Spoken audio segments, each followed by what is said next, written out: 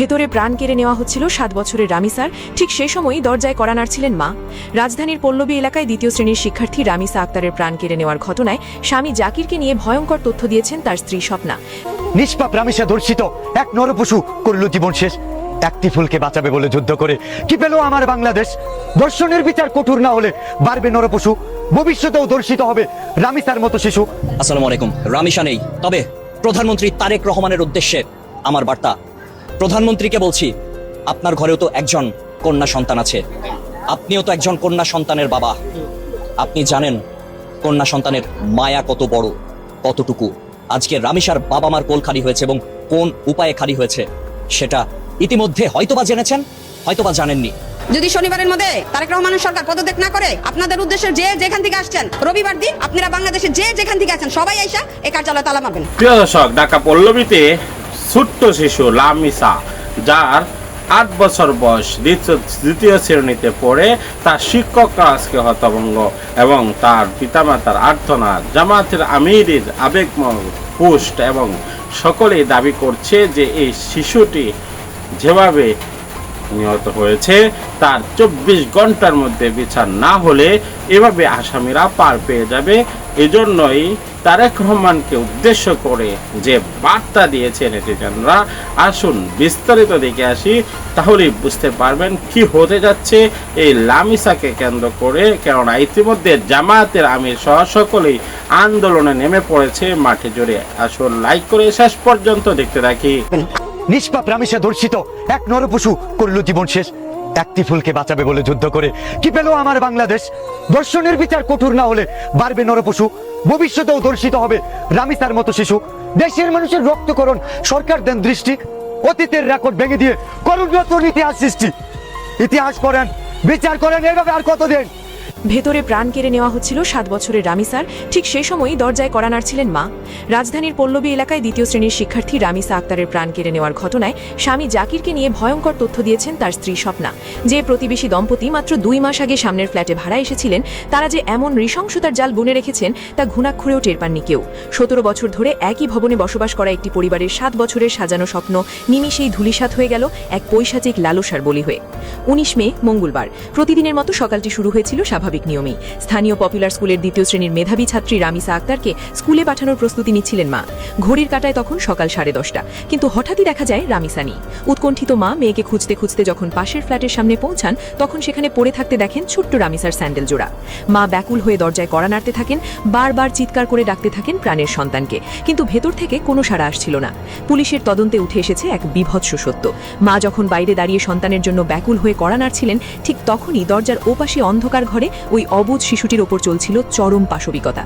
তদন্ত সংশ্লিষ্টদের মতে রামিসার মা যখন বাইরে থেকে আকুতি জানাচ্ছেন, তখন ভেতরে জাকির হোসেন ওরফে সোহেল রানা নামের ওই পাষণ্ড ব্যক্তি শিশুটির জীবন প্রদীপ নিভিয়ে দিচ্ছিল। জাকিরের স্ত্রী স্বপ্না বাইরে থেকে আসা মায়ের কণ্ঠ শুনতে পেলেও ইচ্ছাকৃতভাবে দরজা খোলেননি, বরং তার স্বামী যাতে পেছনের জানালার গ্রিল কেটে পালিয়ে যেতে পারে সেজন্য তিনি দীর্ঘ সময় পর্যন্ত বাইরে অপেক্ষারত মাকে এড়িয়ে যান। জাকিরের পলায়ন নিশ্চিত হওয়ার পরই তিনি দরজা খোলেন, কিন্তু ততক্ষণে অনেক দেরি হয়ে গেছে। পরে পুলিশ ওই ফ্ল্যাটের খাটের নিচ থেকে উদ্ধার করে রামিসার নিথর দেহ। বাথরুম থেকে উদ্ধার হয় বিচ্ছিন্ন হওয়া অংশ। মাত্র 7 বছর বয়সী একটি নিষ্পাপ শিশুর সাথে এমন চরম বর্বরতা দেখে শিউরে উঠেছে খোদ পুলিশ কর্মকর্তারাও। ঢাকা মেট্রোপলিটন পুলিশের অতিরিক্ত কমিশনার এস.এন. নজরুল ইসলাম এক সংবাদ সম্মেলনে জানান, প্রাথমিকভাবে ধারণা করা হচ্ছে শিশুটি বিকৃত শারীরিক লালসার শিকার হয়েছিল। এই অমানবিক নিষ্ঠুরতা যাতে জানাজানি না হয় সেই ভয় থেকেই শ্বাসরোধ করে রামিসার প্রাণ কেড়ে নেওয়া হয়। জাকির হোসেন পেশায় একজন রিকশা মেকানিক হলেও তার অপরাধ প্রবণতা নতুন নয়। নাটোর জেলায় তার বিরুদ্ধে বিচ্ছিন্নতাবাদী আইনে আগের একটি মামলা রয়েছে। তার স্ত্রী স্বপ্নার দেওয়া তথ্য অনুযায়ী জাকির ছিল বিকৃত মানসিকতার অধিকারী। বিভিন্ন সময় সে নিজ স্ত্রীর ওপরও অকথ্য নিপীড়ন চালাত। তার এই মানসিক বিকৃতির চূড়ান্ত শিকার হতে হলো প্রতিবেশী ছোট্ট রামিসাকে। ঘটনার পর জাকির অত্যন্ত চতুরতার সাথে পালিয়ে গেলেও শেষ রক্ষা হয়নি। তথ্য প্রযুক্তির সহায়তায় পুলিশ জানতে পারে সে পালিয়ে নারায়ণগঞ্জে গিয়ে আত্মগোপন করেছে এবং সেখানে একটি বিকাশের দোকান থেকে টাকা তোলার চেষ্টা করছে। স্থানীয় পুলিশ এবং সাধারণ মানুষের সহযোগিতায় ঘটনার মাত্র 7 ঘন্টার মধ্যে তাকে গ্রেপ্তার করা হয়। তার স্ত্রী স্বপ্নাকেও এই নৃশংস ঘটনার সহযোগী হিসেবে আটক করেছে পুলিশ।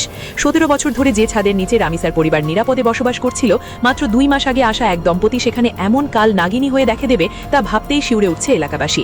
ময়না তদন্তের জন্য শিশুটির দেহ ঢাকা মেডিকেল কলেজ মর্গে পাঠানো হয়েছে। পল্লবী থানায় মামলা দায়েরের প্রক্রিয়া চললেও কি কোনো আইনি শাস্তি পারবে সেই মায়ের বুক খালি করা হাহাকার মুছে দিতে? পুরো পল্লবী এলাকায় এখন বইছে শোকের মাতম, বাতাসে ভাসছে এক অবুঝ শিশুর শেষ আর্তনাদ। আসসালামু আলাইকুম। রামিসা নেই, তবে প্রধানমন্ত্রী তারেক রহমানের উদ্দেশ্যে আমার বার্তা, এই বার্তাটা কারো না কারো মাধ্যমে তো পৌঁছাতে পারতো, তাই না? মনে করেন আমি সেই মাধ্যম, এই বার্তাটা প্রধানমন্ত্রীর দপ্তরে পৌঁছানোর জন্য। প্রধানমন্ত্রীকে বলছি, আপনার ঘরেও তো একজন কন্যা সন্তান আছে, আপনিও তো একজন কন্যা সন্তানের বাবা। আপনি জানেন কন্যা সন্তানের মায়া কত বড়, কতটুকু।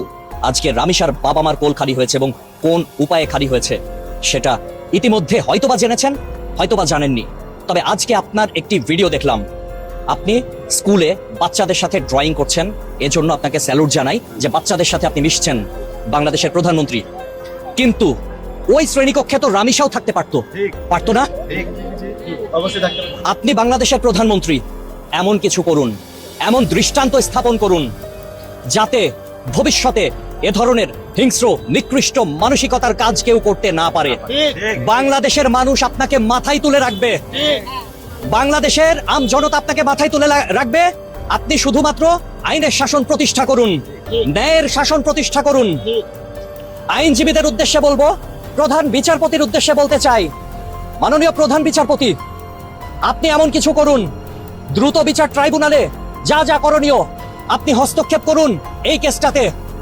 বাংলাদেশের অন্যান্য আইনজীবী যারা রয়েছেন তাদের উদ্দেশ্যে বলছি, সম্মানিত আইনজীবী মহোদয়গণ, আপনারা দয়া করে সোহেলের পক্ষপাতিত্ব হয়ে সোহেলের পক্ষ নিয়ে মামলা লড়তে যায়েন না। আপনারা অনেক মামলা পাবেন, আমরা আপনাদের পাশে আছি, কিন্তু আপনাদের কাছে হাত জোড় করে অনুরোধ করছি, কোনো আইনজীবী দয়া করে এই কুলারের পাশে দাঁড়ায়েন না। বাংলাদেশের সাধারণ মানুষ আপনাদেরকে মাথায় করে রাখবে। একটা দৃষ্টান্ত স্থাপন করুন, মাননীয় প্রধানমন্ত্রী তারেক রহমান, একটা দৃষ্টান্ত স্থাপন করুন, দেখিয়ে দিন বাংলাদেশে আইনের শাসন রয়েছে, সুশাসন রয়েছে। খুব কষ্ট পেলাম আজকে মিরপুরে দাঁড়িয়ে বলছি, মিরপুর এলাকায় পুলিশকে জনতা ধাওয়া দিয়েছে। ভিডিওতে দেখলাম মানুষ আইনের প্রতি আস্থা হারিয়ে ফেলছে দেখেই এইরকম ঘটনা ঘটছে। কেন এমনটা হবে? জনগণ কেন পুলিশকে ধাওয়া দেবে? পুলিশ জনগণের সেবক, জনগণের বন্ধু, এটা কেন ভাবতে পারছে না? আমরা কোথায় দাঁড়িয়ে আছি, জনগণ কোথায় দাঁড়িয়ে রয়েছে? প্রত্যেকের হৃদয়ের ভেতরে একটা কথা, যে সোহেল এখনো জীবিত কেন? এই কথাটা আজকে রামিসার দাফন সম্পন্ন হয়েছে মুন্সিগঞ্জে, সোহেলের তো আজকে কবরে থাকার কথা এতক্ষণে। সে জেলের ভাত খাবে কেন? সে আরাম করবে কেন? 3 বেলা খেতে পাবে কেন? এই প্রশ্নগুলো এখানকার মানুষের, আমজনতার। প্রধানমন্ত্রীর উদ্দেশ্যে একটাই বার্তা, মাননীয় প্রধানমন্ত্রী, আপনি জনগণের মাথা, দেশের মাথা, সর্বোচ্চ নেতা, আপনি হস্তক্ষেপ করুন। আপনার ঘরে কন্যা সন্তান রয়েছে, বাংলাদেশের আনাচে কানাচে এইরকম কচি কাঁচা মাসুম বাচ্চাগুলো, নিষ্পাপ বাচ্চাগুলো, তাদের এইরকম নির্মম পরিণতি দেখতে হচ্ছে। আরো বিচ্ছিন্ন কিছু ঘটনা আমরা দেখি, চাচার হাতে ভাতিজি শেষ হয়ে যাচ্ছে, কদিন আগের ঘটনা, আরো অসংখ্য ঘটনা রয়েছে। রামিসার যে ঘটনা, এটা কোনোভাবে মেনে নেওয়ার মতো না। ভিডিওটা নিশ্চয়ই আপনি দেখেছেন। মাথা কোথায়? বালতির মধ্যে। আলামত গুলো গায়েব করার জন্য কি না করছে রে ভাই, কি না করছে? খাটের ভেতরে ঢুকাইছে।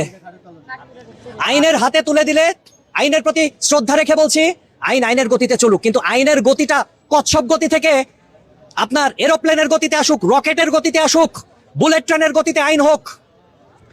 বিচার ব্যবস্থায় দীর্ঘসূত্রিতার কারণে মানুষ এরকম ন্যাক্কারজনক ঘটনা ঘটানোর দুঃসাহস দেখায়। আমি দুঃখিত, মানুষ বললাম, ওরা আসলে মানুষ না, ওরা অমানুষ। অনেক কঠোর কথা বলে ফেলেছি, ক্ষমা করবেন, ক্ষমা সুন্দর দৃষ্টিতে দেখবেন। শুধুমাত্র বিবেক বোধ থেকে এই জায়গায় এসে দাঁড়িয়ে এই কথাগুলো বললাম। মাননীয় প্রধানমন্ত্রী, প্রধান বিচারপতি, আইনজীবীগণ, আইনের অনেক ধারা রয়েছে, আমরা এগুলো বুঝি না।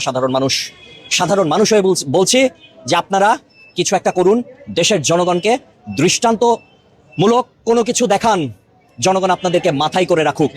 এটাই চাই। সরকার এই ব্যাপারটা অবশ্যই দেখবে, এতটুকু প্রত্যাশা থাকছে। দয়া করে দেশের মানুষকে আপনারা হতাশ করবেন না। মামলা মোকদ্দমার দীর্ঘসূত্রিতা দূর করে দিন। আইন যে গতিতে চলে, এই গতি অব্যাহত থাকলে আরো অসংখ্য রামিসার প্রাণ চলে যাবে। আইনের গতিটা বুলেট ট্রেনের মতো হোক, অ্যাকশন হোক, অ্যাকশন একদম নগদে গাড়ায় দিতে হবে। প্রমাণ থাকলে নগদে গাড়ায় দেন, এটাই, আর কিছু না। যদি শনিবারের মধ্যে তারেক রহমানের সরকার পদত্যাগ না করে আপনাদের উদ্দেশ্যে যে যেখান থেকে আসছেন রবিবার দিন আপনারা বাংলাদেশে যে যেখান থেকে আছেন সবাই আইসা এই কার্যালয়ে তালা মারবেন। আপনাদের দেশ আপনারা বুঝে নেবেন। তারেক রহমানের সরকারকে শনিবারের মধ্যে পদত্যাগ করে চলে যেতে হবে। তারেক রহমানের সরকারকে কেন এই আলটিমেটাম দিচ্ছেন, কেনই বা তাকে চলে যেতে হবে? আমি মুক্তা বেগম, আমার কোনো ব্যানারে কোনো রাজনৈতিক পরিচয় নাই, আমি আপনাদের মা বোন। আমি অহেতুক আওয়ামী লীগ সরকারের ভুল রাজনীতি শিকার হয়ে বারবার জেল খাটতে হয়েছে, আর প্রতিহিংসার রাজনীতির জন্যই আমার বারবার জেল খাটতে হয়েছে। হয়তো ওনাদের রাজনীতিটা দুর্বল ছিল, এর জন্যই ময়লা রাজনীতি বারবার আমার জীবন ময়লা করছে। 24শে জুলাই আসলো আমাদের জন্য আশীর্বাদ হয়ে, হয়তো আল্লাহর রহমতেই হয়েছে আমি বিশ্বাস করি। 80% মানুষই জুলাইয়ের পক্ষে ছিল। এখন জুলাইয়ের যে আকাঙ্ক্ষা, এখন দেখে যে মানুষ আরো রসিকতায় তামাশায় পরিণত হয়েছে, এটা কোনো সভ্য সমাজের কাম্য না। 71 যে চেতনা নিয়ে হয়েছে 55 বছর, আমি সবার প্রতি শ্রদ্ধাশীল। হয়তো অনেক সময় আমি এত ভালো বুঝিও না, আমার এত প্রশিক্ষণ প্রাপ্তও না। আমি আমার মনে যেটার মন গড়া একটা কথা আমি বলে ফেলি। সবাই যার যার জায়গা থেকে সম্মানিত, কারো অসম্মান করা আমাদের কাজ না। আমরা বাঙালি, আবেগপ্রিয়, সাদাসিধে মানুষ। আমরা যা পাই তাই খাই, চাওয়া পাওয়ার মধ্যে তত আমাদের কোনো আকাশচুম্বী নাই। যখন যেমন জীবনে চলার পথে তেমনই ভাবার চিন্তা করি। এইসব কিছু রাজনীতি ব্যক্তিরা আছে যে দেশ খালি জিম্মি, কতদিন ধরে আওয়ামী লীগের কাছে মানুষ জিম্মি হয়ে পড়ছিল। হইলো জুলাই 24-এ মানুষের যে মৌলিক অধিকারগুলো ফিরে পাবে, বৈষম্যগুলো ফিরে পাবে, আসলে তা হয়নি। কালকে দেখলাম যে আমি প্রেস ক্লাবে নিয়মিত আসতেছি, কালকে দেখলাম মহিলা পরিষদের ব্যানারে নারীদের নিয়ে কথা হলো। দর্শক, ছোট্ট শিশু লামিসার বিষয়টি আপনারা অবশ্য অবগত আছেন। এই বিষয়গুলো নিয়ে আপনাদের মতামতটি কমেন্ট বক্সে জানাবেন। আমরা চাই সকল আপডেট আপনাদের কাছে একে একে সকল বিষয় তুলে ধরার জন্য আমাদের চ্যানেলটিকে সাবস্ক্রাইব করে পাশে থাকা বেল বাটনটি অন করে রাখলে নিত্য নতুন সকল আপডেট এবং ব্রেকিং নিউজগুলো আপনাদের কাছে পৌঁছে যাবে। দেখা হচ্ছে পরবর্তী অন্য কোনো ভিডিওতে। সে পর্যন্ত ভালো থাকুন, সুস্থ থাকুন। আসসালামু আলাইকুম রহমতুল্লাহ।